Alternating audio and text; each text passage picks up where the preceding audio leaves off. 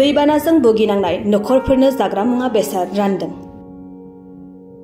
मख'नो गोनांदि खानामाख्रा दैसानि दैया गिख्रंथाव महरै देरबोनानै सिसुबारि गामिनि गोबां न' बां बारि बागानफोरखौ बुखारलांनायाव गामिनि गासै गं 102 नखरफोरा आलाय सिलाय जानांनानै साखाथिनि फोथाराव राहा बादा खालामनानै थानो गोनां जादोंमोन।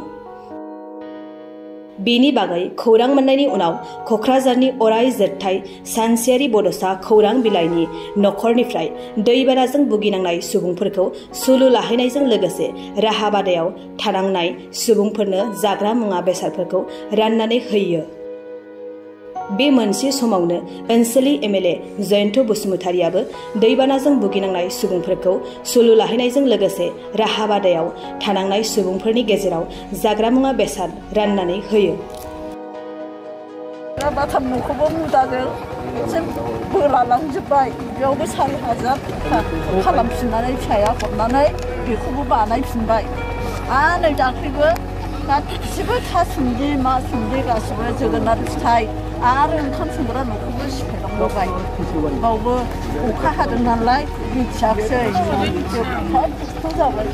जायफ्रा खुरखा जादों दा बिथांमोननि थाखाय 80,000 खरि आसाम सरकारा होयो आरो बिनि प्रसेसा निश्चय खालामनाय जागोन। आरो दिनै बिथांमोनखौ जिथु डिसप्लेस जाबाय, हा खुरखा जाबाय, थाहैफिननायनि मोनसे बेबायदि जेबो मिजिं खालामनो हालिया।